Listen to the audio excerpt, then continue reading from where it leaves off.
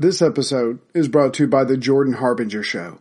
Do you want a new podcast to look forward to each week? One that's got it all, entertainment, information, and stuffed with actionable content? Yeah, you do. Because who wouldn't want to listen in as Jordan dives into the minds of fascinating people, from athletes, authors, and scientists to mobsters and spies. Each week, Jordan uses his interviewing talents to bring you never-before-heard stories and insights to make life more understandable. He has one of the most highly rated self-development shows out there. Listen in, learn, and look forward to each new episode, like I do. And I would like to recommend a few episodes myself. The first one is episode 650, Brian Klaas, The Corruptible Influence of Power, and the other one is episode 585 with Timothy Snyder, 20th Century Lessons on Tyranny. Check them both out.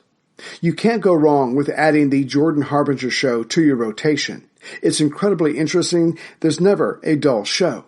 Search for the Jordan Harbinger Show. That's H-A-R-B as in boy, I-N as in Nancy, G-E-R, on Apple Podcasts, Spotify, or wherever you listen to podcasts. This episode is dedicated to Abigail Ayers, whose light will always shine. This episode is brought to you by Audible. In case you didn't know, Audible has over 85,000 titles to choose from, and you can get one for free.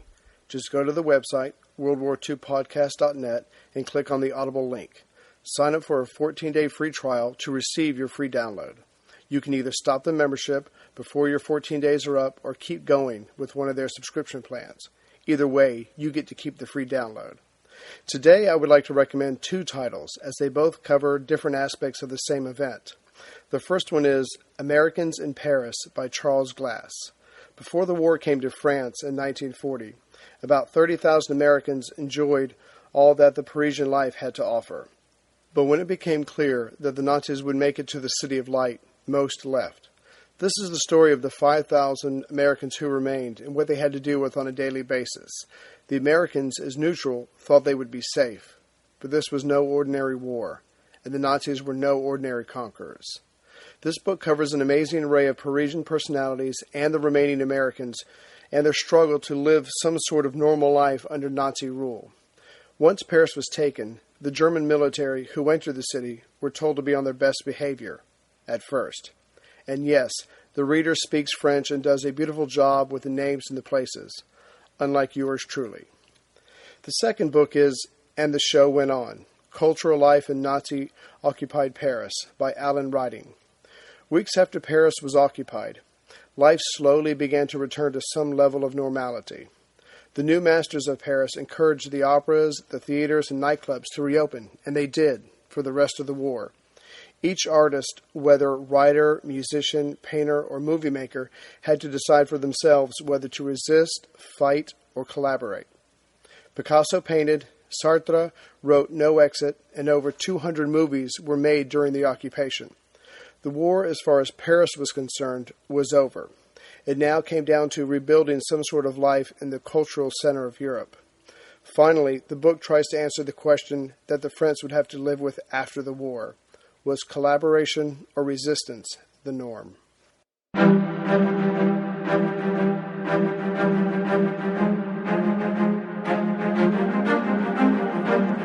Hello, and thank you for listening to A History of World War II podcast, Episode 22, The Fall of France, Part 3. The previous episode covered the fall of Holland, despite its brave fighting, after 5 days of resistance. Technology and scientific advances made it possible for the Nazi state to obliterate any city within its reach. After Rotterdam was bombed and more Dutch cities were threatened with the same, the Netherlands surrendered on May 15th to save themselves from annihilation. During those same 5 days, the Belgians had suffered unexpected defeats, as in the loss of the supposed fortress of Fort Ibn Amal, as well as having their first line of defense, the Grey Peel line, run over on the first day of battle. But hope seemed possible as the defensive line along the Dial River, manned by Belgian, French, and British troops, held back the German onslaught. Technology could work for a better defense as well, it seemed. Of course, we now know that this hope is what the Germans had counted on when their attack plan was changed in early 1940. The Allies would put their best men and material where they thought, and the Germans helped them think, the main attack would take place, in central Belgium. Much less thought or concern was given to the rest of the defensive line. To the south, there was the mighty Maginot Line, with the latest guns manned by 40 French divisions. Connecting this impregnable line with the First French Army and the British Expeditionary Force in the north was the equally impenetrable Ardennes Forest in Luxembourg and southern Belgium. To be sure, if the Boche, a derogative term for the Germans by the French, tried to come this way, the force would hold them up long enough for the French High Command to intercept them with enough forces at the Meuse River to turn any hoped-for German dash into a wasteful and therefore losing siege. No matter that this section was guarded by the fewest, least trained and equipped men in the French army, was not General Gamelin a hero of World War I and respected by the French as well as the Germans for his military experience? Did the Allies not match the Germans in manpower? Surely this alone would undermine any plans the would-be invaders had for conquering the four countries. Luxembourg would not fight, but German troops would have to be stationed there, and so deprive men from the front. General Charles Hunsiger of the Second Army, just south of Sedan, was known and trusted by General Gamelin. He would do his duty to France. But General Hunsiger seemed to live in his own world at times, and his rank allowed him to force others to live there with him. On the first day of May, General Hunsiger came upon strong tank obstacles along two roads leading from the Ardennes forest. Although no one believed this is the way the German forces would come in their expected attack on France, a leading officer in the area had obstacles prudently erected there. Hunsiger, commander of the Second French Army and senior officer in the area, ordered them to be taken down as the current defenses in the area, notably along the Meuse River, were deemed by himself adequate. By May 3rd, the obstacles were completely removed. When war was first declared between Germany and France in late 1939, France expected to be attacked at any moment. Germany was less anxious because, firstly, they knew they were not going to attack yet, and secondly, they didn't believe France was in any position to deliver a meaningful offensive. But then days went by, then weeks, then months, and many, if not most, in France hoped there would be no active war between the two rivals. Over the months, there had been many warnings that turned out to be false. Soon it was the old story of the boy who cried wolf. Life, for the most part, returned to normal for the French people. The winter of 1939-40 in France for the citizens was mostly quiet, and the spring promised to be beautiful, making Paris, if possible, even more lovely and colorful. To live in France or to be French meant enjoying culture, the envy of the world. Music halls were reopened, bookshops and salons got back to their world of exchanging ideas and hopefully moving the human experience forward. May 9th seemed like all the other spring days before it, and it was common for the entire officer staff of the Army of Ardennes to see a play. Indeed, 10 to 15% of the enlisted men were on leave. The play attended by the 2nd Army staff officers was deemed a good one, and the men got back to their beds around 2 a.m. They were wakened 3 hours later at 5 a.m. when the attack came on May 10th. The French High Command was a study in extreme compartmentalization. General Gamelin, the ranking officer, was at Vincennes, on the eastern edge of Paris. General Georges, Gamelin's second command, had his post 35 miles further to the east. The General Staff, or Grand General Headquarters, was at a third location, while the Operations, Intelligence, Personnel, and Organization bureaus were divided into two more locations. Transport and services, a critical function, especially in war, was in another location, but far away from General Georges. In summation, there were three commands with horrible communications between them. Gamelin, for example, had no radio at his headquarters. He did have a phone, but he preferred not to call General Georges. His sense of pride and honor found the idea of having your superior check up on you while you were working distasteful. Instead, Gamelin would drive the 30-minute trip to talk to Georges when he needed to. It was later found, after the war, that an order to the Air Force to hit a location or target would take 6 hours before it made it to the pilot. Orders from Gamelin to the front to deal with a military situation, good or bad, would take even longer. And finally, there was no love lost between the Generalissimo Gamelin and his second-in-command, Georges, who would be directing the Gamelin plan of defense. General Gamelin's plan of war, submitted to Daladier, February 1940, did not mention the Ardennes for us. As stated already, Gamelin allocated his weakest armies, the 9th and the 2nd, to defend it. But it would turn out that the Meuse front between Namur and Sedan, where the Ardennes forest exits, would host the main German thrust.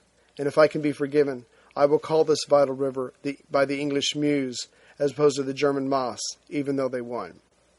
In Gamelin's defense, though, even General Halder of the German General Staff thought the trip through the forest would take his panzers all of 9 days, but in actuality, it was well roaded and consisted more of rolling hills than mountainous country.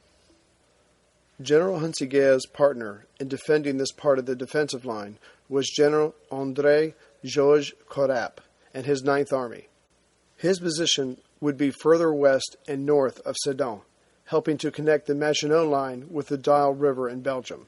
Unfortunately for the Allies, from Namur south to Sedan, many units of the 9th Army were not in position when the war came. The same went for Hunsiger's 2nd Army, south of Sedan. It's fair to say that the southern end of the Dial Line was jumbled. Some troops had to walk, and some rode, so the line of defense had gaps where the men were still marching double time to get into place. When they got there, they were exhausted and found none of the promised fortifications that were to be dug in or built by Belgium during the phony war. Finally, most of the anti-tank gun troops were away, with their equipment and training. Again, on May 9th, there was no rush. The panzers were not coming here. At best, this area would be a secondary theater of the war. May 10th. May 10th, 1940, in Paris, would have been remembered for the beautiful weather that day, but reports of the German attack made the bath of sunshine seem surreal. Fall Gelb called for Guderian's 19th Armor Corps, made up of the 1st, 2nd, and 10th Panzer Divisions, to enter the Luxembourg frontier at 5:30 a.m., and it was on schedule. By noon, the advance units were at the Belgian frontier. These 7 divisions of German armor were heading for the Ardennes forest, supposedly impassable by tanks. General Gamelin could only wait, now that things had come to a head. But again, he felt good about their chances of stopping the German attack. But even on the first day of war, his outdated views of battle were already showing. Because of his view of planes, the French bombers were not allowed to bomb the Germans, but they were limited only to recon and pursuit. Gamelin could not bring himself to see fighters and bombers as a part of war, but because they could give a commander a bird's-eye view, they were limited to a tool of information, perhaps like the observational balloons of the First World War. So the fighters and bombers did their part and saw long lines of German columns in southern Belgium and Luxembourg. Of course, the pilots were excited to see such relatively easy targets to drop their bombs on. That is, until they remembered they were only there as the eyes of the French High Command. Entries into the log of the Air Force generals were full of comments about the French High Command that are not fit for the clean rating of this podcast. One that can be shared and gives insight into the reality the French Air Force faced quotes Gamelin by saying, "There's no such thing as a battle of the air. There's only battle of the land." Only by 11 a.m. were the French released from this rule, but then they were told not to bomb villages or cities.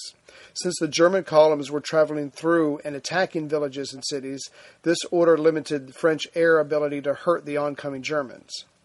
Of course, the Germans were attacking cities and villages at will.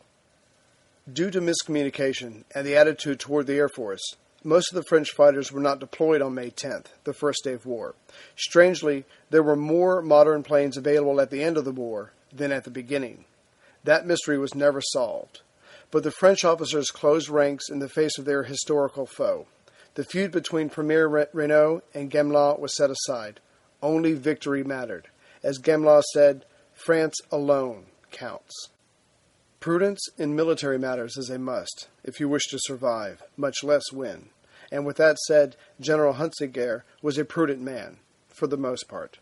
So according to the defensive plan, on the first day of the German attack, General Hunsiger of the 2nd French Army and General Carap of the 9th French Army near Sedan sent 5 light cavalry divisions, each one half-horse, half-tank of their respective armies, across the Meuse River and into the Ardennes forest to slow up any, though doubted, German attack coming from this direction.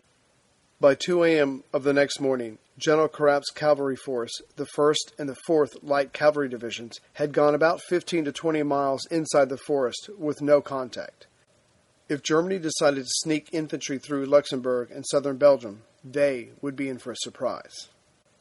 But further south, within the Ardennes, the 2nd Army Cavalry Corps of Hunsingers near Ardennes ran into the 10th Panzer Division, was savagely mauled and pushed back. Unknown to the French at the time, the Belgian troops had standing orders from their Belgian superiors, when faced with the enemy, blow any bridges if possible, and instead of falling back to the Meuse to help the French, fall back in a northwesterly direction toward Namur, joining the main Belgian army there. The weak entente between the French and the Belgian military was starting to show. Miscommunications amongst the French themselves worked out well in one instance. 2 companies of Chasseurs Ardennes did not get the order to retreat in the face of the enemy. Instead, they blew up the bridges nearby, piled logs onto the road to block the panzers, and fought. This independent action held up the 1st Panzer Division most of the day on May 10th. The French cavalry of the 9th and 2nd Armies, like the Allies, had their own lack of entente. As the German army continued to advance through the forest on multiple roads, one French unit would come under attack and then withdraw without telling the other cavalry corps nearby, thus exposing their flank. Once the exposed cavalry corps figured out what happened, they would retreat in kind. Military necessity demanded this, and soon it turned into the 2 corps playing reverse leapfrog with each other. All the while, the Germans kept coming forward. May 11th, the 2nd day. The retreating French cavalry corps eventually backed up enough to expose some French infantry that was just outside the forest edge. Soon there was even less coordination amongst the French, and if a few units stood to fight, they suffered very high casualties due to the oncoming German armor and air power. During all this, the German troops in the Ardennes were amazed at their progress. At this rate, it was estimated that they would reach the Meuse within 24 hours, an unimaginable strength, once all 7 Panzer Divisions were brought up. Ironically, the French missed their chance in the Ardennes forest. Impressive as the number and power of the German armor was, it was confined to the roads until it cleared the woods. Long, slow-moving lines of armor are a bomber's dream, but it wasn't until May 11th and 12th that the French directed any Allied bombing on the German tanks there. But even when it came, it was half-heartedly done, because the French High Command still thought that although the situation was troubling, the main attack would come north of here. Even more importantly, a small number of anti-tank guns could have had a serious effect on the Germans in the Ardennes. Taking out the leading panzers could have clogged up the narrow roads with wrecked German armor. But this was not done, and besides the trouble the 1st Panzer Division had, all the other panzers advanced that day on May 11th. North of Sedan, General Rommel's 7th Panzer Division was able to push the French 4th Cavalry towards the Meuse. His goal was the town of Ardennes. There he would split his forces and cross the Meuse on both sides of the town.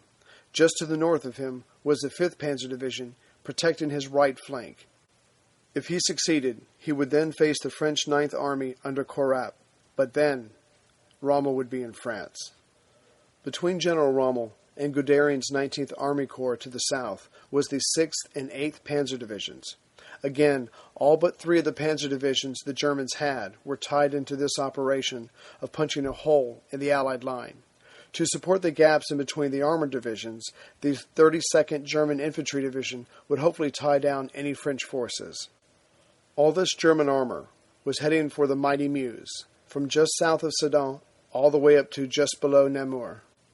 By evening, Guderian's 19th Corps of 3 armored divisions was approaching the Meuse. The 1st Panzer Division was first to reach the Meuse River, about 10 miles in front of the Meuse. The 10th Panzer Division reached it next further south, and finally the 2nd Panzer Division made it to the Meuse just above the 1st Division.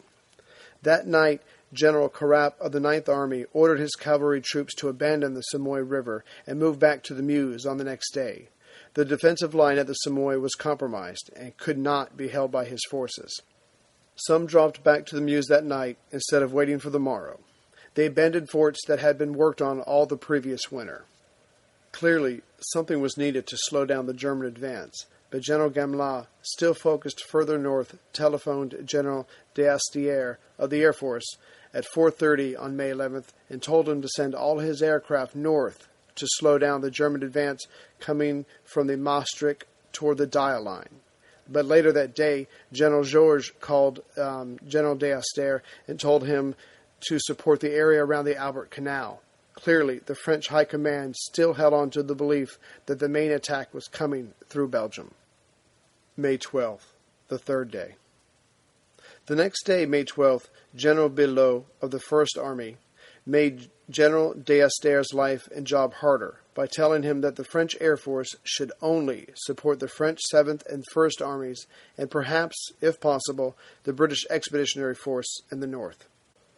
By 4 p.m. on the 12th, the French withdrawal behind the Meuse was complete. There was some order to it, but doubt was starting to enter the collective mindset of the troops. Hey everyone, Ray here. Let me tell you something you already know. All those free trial subscriptions you see all over the place that look so tempting, well, they renew without your consent. Why? Because they can, and because businesses are counting on you to forget about that one time you clicked yes on something, and they will just keep pocketing your money. But here's the part you may not know. There's help for that, and its name is Truebill. Truebill is the new app that helps you identify and stop paying for subscriptions you don't need, want, or simply forgot about. Because companies make subscriptions hard to cancel, Truebill combats that by making their process incredibly simple. Just link your accounts and Truebill will cancel your unwanted subscriptions in one tap. And on average, people save up to $720 a year with Truebill. Don't let the corporations continue to nickel and dime you to death. And with Truebill, your Truebill concierge is there when you need them to cancel an unwanted subscription, so you don't have to. And Truebill has made my life so much easier, finding subscriptions that I totally forgot about, which left me saying, I love Truebill. So join me and 2 other million users who have saved over $100 million. Or like Matthew B., who says, in a matter of seconds, I saved $666 for the year on my DirecTV bill, saved $120 for the year on my SiriusXM bill, saved $840 a year on car insurance. So please support the show and do something smart for yourself. Don't fall for subscription scams. Start canceling today at Truebill.com/World War II. Go right now. Truebill.com/World War II. It could save you thousands a year. Truebill.com/World War II. Right behind the retreating French, the German armor reached the Meuse that afternoon on an 80-mile front from Ardennes to Sedan. The armor was a day ahead of schedule, but this being ahead of schedule could have had horrible consequences for the Germans. Because some units were ahead, and some units were sticking to the schedule, there were gaps that could have been exploited. But the French were not thinking offensively at this point. They were too busy reeling from the German advance. General Rommel of the 7th Panzer Division, one of the 2 of General Hermann Hoth's 15th Armor Corps to the north and west of Sedan, arrived on the east bank of the Meuse that afternoon and noticed through his binoculars that not all areas of the other side of the river had defensive works. Erwin Rommel's character of always pushing the adversary would not let him wait for his reinforcements, which would also give the French time to fill in their gaps. Rommel would take what he had and attack the city of Ardennes on the Meuse to the north and south of it. Because the French had been pushed back only by the German advanced units, they still did not know where the main push would be. French air units reported long lines of German armor, but no one thought of informing a higher command. The French, still thinking like World War I, thought the Germans would not attack across the river until they brought forward their infantry and artillery. This would give the French days to deploy their units in better defensive positions. To stem the German tide, more French infantry from the French 71st were being brought up. They finally arrived late that night, but got there by walking for 2 straight days. By the time they got there, they were exhausted and not quite sure what positions they should take up. However, the French had one piece of good news. All the bridges from Namur to Sedan were destroyed. If the Germans wanted to cross, they would have to build bridges, and that would allow the French to hit them while they were vulnerable. Of course, in times of a pending attack, fear and rumors spread throughout the defensive positions. The fleetest rumor making rounds was of intact bridges held by fifth columnists, but a special investigation after the war confirmed that all the bridges in the area were indeed destroyed. As the hours went by, on May 12th, more German armor now lined up along their side of the Meuse. The French were still not fully deployed on the western bank, but again the French thought they had days to complete their disposition and still thought the main attack would happen in the north. General D'Aster of the Air Force had been trying to tell someone above him that his reconnaissance planes showed the main German armor around Ardennes. Finally, someone listened. By 4 p.m. on the 12th, General Georges intervened into the fray to order the Air Force's first priority to be the Second Army, whose cavalry was falling back to Sedan from the Ardennes. But General Billot of the 1st French Army still wanted 2/3 of the Air Force for northern sections. This would leave 1/3 of the Air Force, in his opinion, adequate help for Sedan. A regiment of French troops was stationed in Sedan itself, but when the frightened populace fled at the news of German armor was on the other side of the river, the regiment went with it. No officer tried to check the French withdrawal. It seems that the commanding officer in the area never considered fighting within Sedan itself. If properly done, its narrow streets could have delayed the German panzers for days. That night, General Gransard, the commanding officer of the 10th Corps under Hunsiker, where the main thrust would come, wrote in his diary that while acknowledging that the Germans could come right up to the river, he still felt confident in the next day's fight that would keep them from crossing. He noted that German tanks could come right up to the river, but not the German infantry and artillery. The French artillery would push them back if they tried. He ended his entry with the supposed witty remark that German tanks can't build pontoon bridges. His confidence in the Allied Air Force was strong. Of course, he admitted he did not know the strength of the enemy. Still, he felt cautiously optimistic. At 3:30 that day, May 12th, General Hunsiker wired General Georges, telling him of his severe losses of cavalry in the Ardennes. Georges, being prudent, ordered the French 3rd Armor and 3 motorized divisions to head towards General Gransard's location at once. But later that day, Hunsiker felt better about his situation and reported that no urgency was required in sending reinforcements. General Guderian felt good about the day's gains, and after talking to his chief, General von Kleist, they agreed that although the Germans were far from ready to attack in the normal sense of having infantry, artillery, and armor with reserves ready, the French were equally not ready to defend. The incomplete defensive works staring at them across the river convinced them both of the course they should take. So instead of attacking on May 14th, after adequate forces were brought up, it was decided that the German Air Force would bomb the Meuse defensive positions for the first part of the day, and then the attack would begin at 4 p.m. on May 13th. Having decided to attack the next day without the bulk of his forces, General Guderian, back at his headquarters, got to work late that night.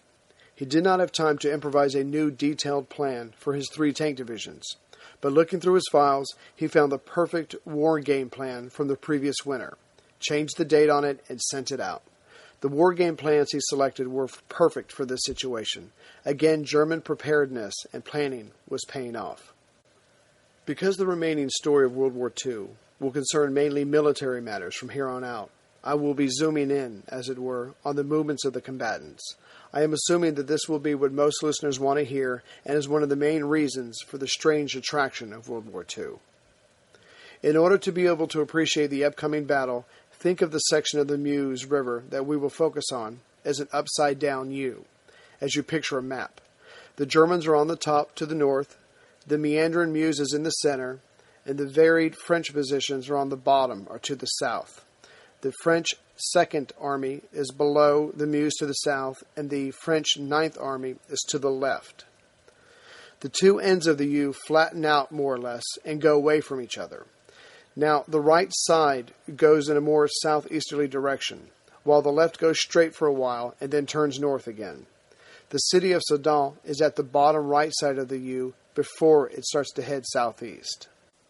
Going from left to right, the German plan called for the 2nd Panzer Division, far west of Sedan, to cross the Meuse at Donchéry and take the heights of Croix-Piot. In the center, the 1st Panzer Division would make the main attack, cross the river just west of Sedan, charge the heights of the Marfy Woods, and hold them. They would then advance to Châchery-Chamont, further south. The 10th Panzer Division, east of Sedan, would attack around Wallenden-Court, cross the river, and take the heights to their south.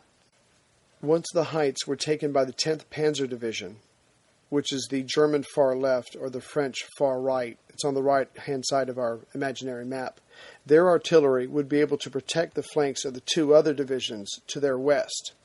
Once the French were driven far enough away from the Meuse, the first 2 divisions, the 2nd and the 1st, would turn west and then get behind the French 9th Army, which was further west and north.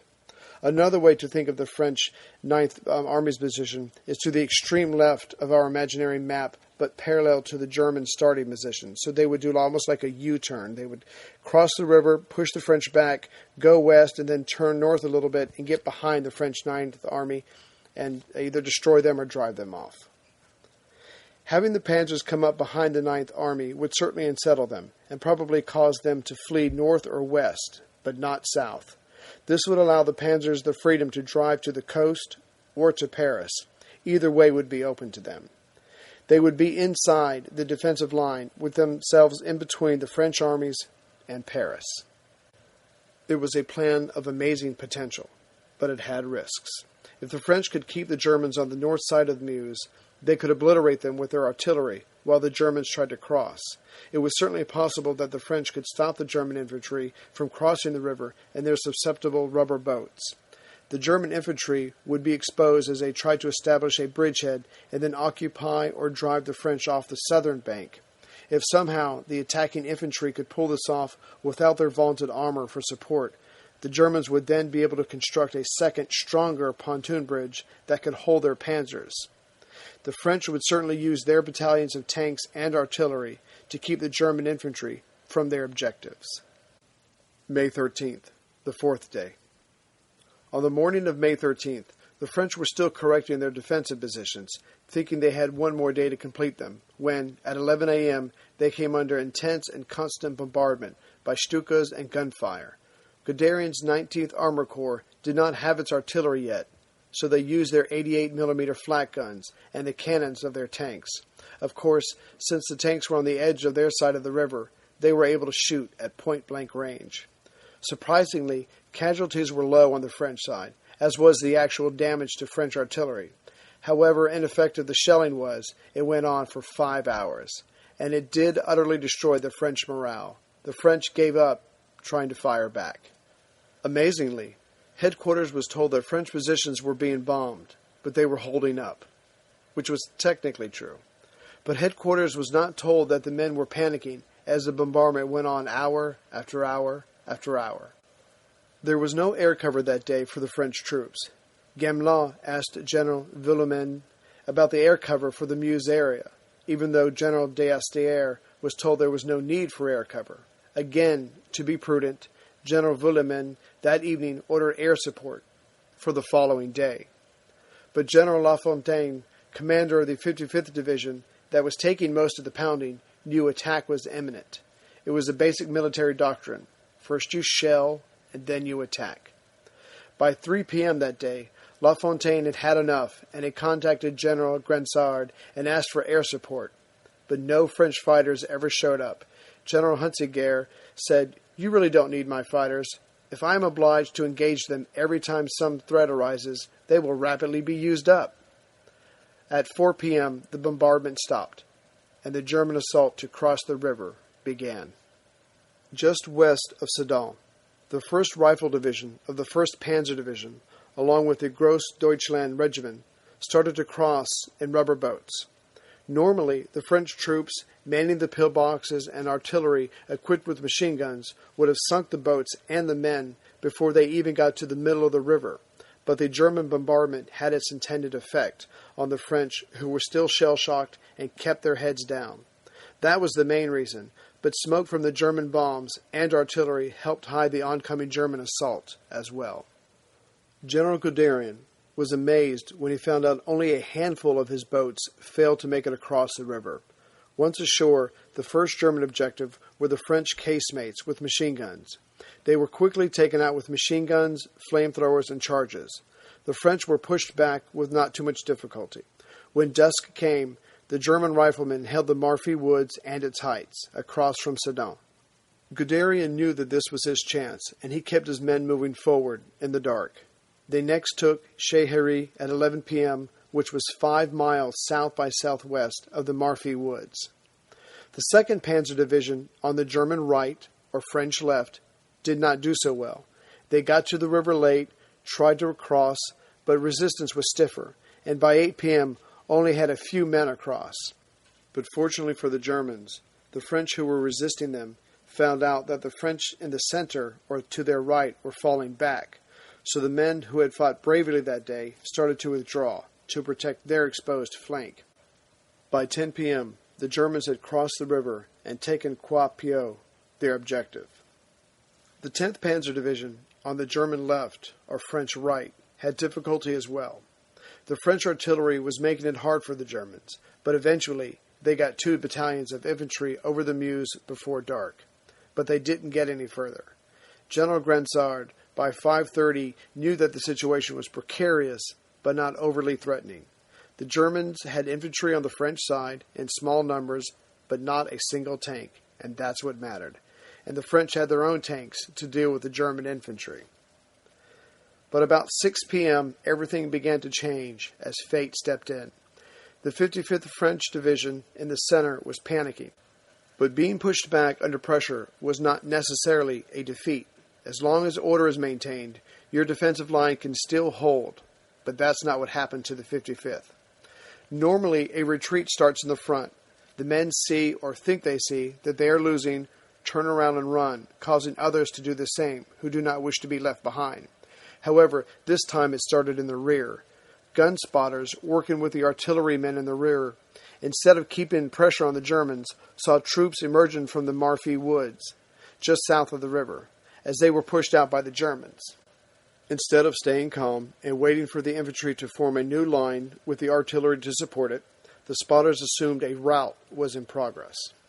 Although the retreating French infantry were not running pell-mell, the gun spotters became more and more alarmed as they saw more of their brothers coming toward them. The spotters' cries soon became hysterical. The frantic rumors about German tanks being spotted at Bolson, which was even further south than the German infantry had been able to penetrate so far, became shrieking cries. That was it for the 55th Division. The gunners started running south, leaving their cannon idle. Soon the men up front heard the gunners were leaving, and soon joined them in their unorganized retreat south. Guns and ammo were thrown to the ground to speed up the running. Soon some of the officers of the 2 infantry and 2 artillery regiments were running with their men. General Lafontaine tried to stop the men as they ran past his headquarters south of Busson, where the German tanks were supposed to be. Again, some officers swore they saw German tanks, but the scramble of the French was only caused by German infantry and French panic. There were no tanks, no artillery, and after 4 p.m., no German bombing. By 11 p.m. on May 13th, the situation had gone well for the Germans, but was still shaky. They could not have guessed what happened to the French 55th Infantry. Amazingly, General Unziger was hiding the events from Gamelin and Georges while he tried to fix things.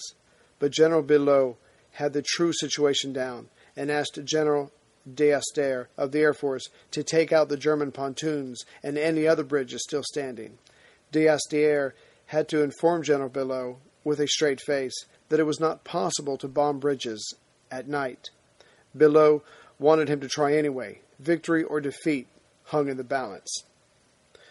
Billot was nervous, but so was Guderian. He had achieved a bridgehead 5 miles wide and 5 miles deep, but still, no tanks had crossed. To be sure, the German army engineers were building pontoon bridges that could hold Guderian's panzers as fast as they could, but for now, any French counterattack that included tanks could throw the invaders back across the river. The infantry still had no artillery and no anti-tank guns. General Grensard sensed the situation was getting out of hand, and at 7 p.m. ordered 2 infantry regiments and 2 tank battalions from his reserves to move up and counterattack. Grensard was trying to build on the good news that the French 7th Army had the bridgehead of the 10th Panzer Division on the French right contained. The French reinforcements were very slow in coming up to the front. They saw some of the fleeing men, heard about the bombing, and decided to stop for now and continue on at dark when they assumed it would be safer. They finally made it to their designated positions sometime between 3 and 5 a.m. the next morning, on the 14th. They were late, scared, tired, but they had made it. They were ordered to attack at dawn and drive the Germans back across the Meuse, and with their superior firepower, they were expected to get the job done. However, the Germans had finished their pontoon bridges for their tanks late that night. At dawn, at 4 a.m., not one of the 4 French units advanced as they were ordered to. But 2 hours after dawn, at 6 a.m., panzers from the 1st Division started to cross the Meuse. May 14th, the 5th day. The French attack finally got going at 7 a.m., 3 hours late. The 213th Infantry Regiment, led by the 7th Tank Battalion, moved north on the French left, or German right, hoping to engage the German 2nd Panzer Division. On the French right, the 205th Infantry Regiment with the 4th Tank Battalion moved north as well.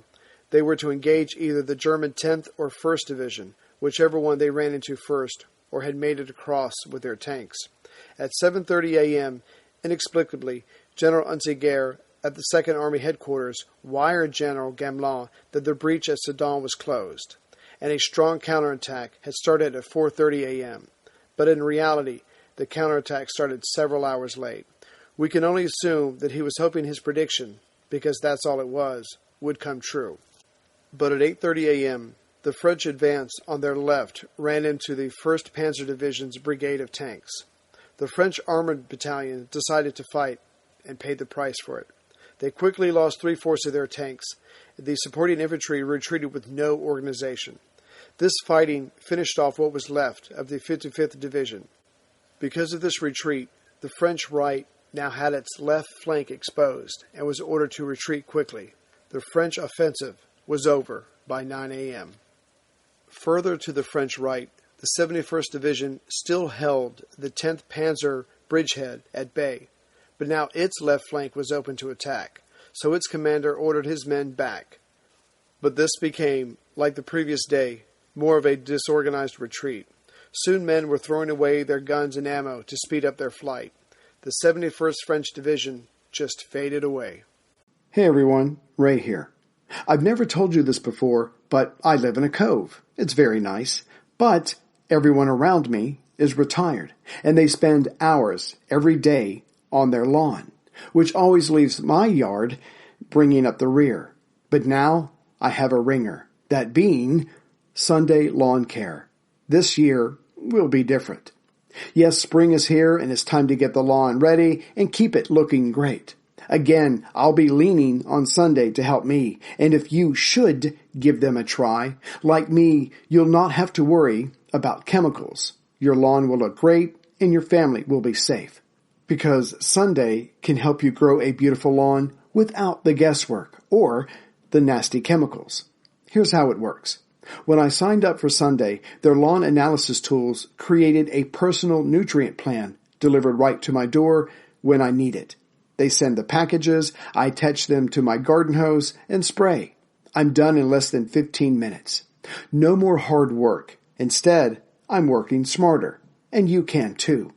And Sunday is offering our listeners 20% off. Full season plans start at just $129, and you get 20% off at checkout when you visit getsunday.com/World War II. That's 20% off your custom plan at getsunday.com/World War II. At noon, General Hunsiger sent another overly optimistic bulletin to General Georges, but then moved his headquarters further south, all the way to Verdun. It was decided that the French 3rd Armored Division, just coming up from further south, would lead another hopeful counterattack. But to put the 3rd Armored Division in perspective, it had only been formed 6 weeks ago, and currently its units were spread over several miles. The High Command, knowing the men of the 3rd had not had time to gel as a team, did not even order it into position after hostilities started on May 10th. When its orders finally came on May 12th, it rushed up from Reims to the Sedan area. But in rushing, the men were tired, and more importantly, its tanks were out of gas, with no immediate way to refuel them. By noon of the 14th, they started moving up to the line. The plan was for the 3rd Armored Division to break into 2 groups, side by side, and push north. Although they were still far to the south of where the fighting had taken place so far, it was hoped that they could advance as a strong line and push the Germans back over the Meuse. If all went well, they would actually destroy the Germans before they got back over to the far side of the river. They were told that they had until 4 p.m. that day to get into place and then start their coordinated advance. But Guderian, after talking all the first part of the day to General Kirchner of the 1st Panzer Division, decided to make his move and ordered the 1st and 2nd Panzer Divisions, now on the French side, to turn west at 3 p.m. Guderian's goal was to split the French 2nd Army, that was south of him, from the French 9th Army, that was to the French left or further west. This was a basic objective of any aggressor, as it weakens the opponents, who can now not unite their forces for strength or support. But for all that, it was still a colossal gamble for Guderian. By turning west, his left flank would now be exposed to the 3rd French Army coming up from the south. Guderian made this decision knowing that the German 10th Division on the German left or French right was still being held down and had not made it to the heights. Therefore, it could not protect his newly exposed flank until that night. That gave the French hours to run right into the unexpected German panzers with their guns facing the wrong way. This would, 9 out of 10 times, spell disaster for the victim. Guderian did not know about the 3rd Army coming up to meet his panzers, because for now they were too far to the south. Had he known the potential disaster his panzers faced, it is highly doubtful he would have taken this gamble. But part of his decision was based on the premise that he had seen the best the French could throw at him, and he wasn't impressed. Besides, if his gamble worked, Paris and the coast would be open to him, just like the Manstein plan had predicted. The 2 panzer divisions headed west and crossed the Ardennes Canal. Without knowing it, General Flavigny was about to be a hero. His 21st Corps was about to hit the exposed German left flank, cut off the German advance, and roll them back to the Meuse River. He had the men and the material to do it, and he had surprise, one of the most sought-after intangibles of war, on his side. General Hunsiger was still busy moving his command further south, but at 3:30 p.m. that day, 30 minutes after the Germans had turned west, and 30 minutes before the French Third Army groups were from advancing north and hitting the German flank, General Flavigny called off the advance and moved it to the next day. But then, even more incredibly, he scattered out his forces to cover a 12-mile front. He did not know where the Germans would attack next, but he wanted all the roads to Paris blocked. His orders had French tanks on every road that led south. The fighting so far should have demonstrated to him that a few French tanks on every road could have not stopped the large groups of panzers coming from 3 different German divisions, but he was confident in his appraisal of the situation. Of course, General Flavigny did not know the German tanks had turned west. No one in the French army did that day on the 14th. Hunsiger did have reconnaissance planes at his disposal, but there is no record of anyone ordering flights made to find out what was going on, when the German tanks never showed up where the 3rd Armored Divisions expected them to be. The only order for the Air Force that day was by General Belot, and that was to take out the German pontoon bridge, the only one strong enough to hold tanks, at Gallier. As we saw in the last episode, The Royal Air Force responded to Billot's order by sending all of the bombers they had left in France, 109 battles and lemons, protected by French fighters, to take out the bridge. General d'Astaire, knowing more was going on here, was able to find 30 more French bombers to add to the operation. But nothing went right for the Allied Air Force that day on the 14th at Sedan. German flak destroyed 45 of the 109 British bombers, and the French lost 5 of their 30 bombers. Also, 70 French tanks were sent to help the air power with the bridge, but they were all destroyed. The bridge held, and more German infantry, tanks, and artillery came over. Strangely, none of the surviving Allied planes noticed, or if they did, reported that the German panzers were now heading west. All afternoon, Guderian worried over his exposed left flank, but not as much as his superior did, General von Kleist. Kleist would have to answer to Hitler if anything went wrong. Tension mounted, and at 10:30 p.m., the two generals had a bitter argument over the telephone. But the argument was moot. Kleist, the ranking officer, ordered the advance to halt where it was until the 14th Motorized Corps could move up and help the 10th Panzer Division push further south and take the heights needed, and then they would be able to turn west to protect the vulnerable Panzer left flank. But for Guderian, the argument was moot as well. He simply ignored the order and kept his tanks moving. There was no way he was going to lose the element of surprise, a very rare and precious thing in combat. After another heated debate later that night, General von Kleist, reluctantly, agreed to let Guderian continue on with his advance. Guderian would have one more day to reach his objective, the town of Rethel. Rethel was located 32 miles southwest of Sedan. If it could be reached by the German armor, then the French 2nd and 9th armies would be completely cut off from each other. Also, and this was the main objective of the Manstein Plan, the British Expeditionary Force of 9 divisions, the 22 Belgian divisions, and the 3 French armies would be cut off from France. Paris, about 100 miles away, would be open to the Germans. This was probably uppermost in the French minds, but the coast would be open as well. This was uppermost in the German minds. Once again, General Hunziker was not entirely forthcoming in his report to General Georges on the evening of the 14th. He first left out that the area under German control south of the Meuse was 10 miles deep and 15 miles wide. He only reported that the counterattack by the Third Army did not get started for technical reasons, but the roads to the south were blocked. But 30 minutes later, Hunziker called Georges again and reported that the enemy had been stopped and caught between the Ardennes Canal and the Meuse. Again, this seemed to be what Hunziker hoped would happen tomorrow. So next time, we'll see a new French offensive set for the next day fall apart before it even begins. But in reality, it was over. The Manstein Plan worked brilliantly. A hole had been punched in the middle of the Allied line. The Maginot Line meant practically nothing in this latest war. The Allies had their best in the north, far away from the real battle.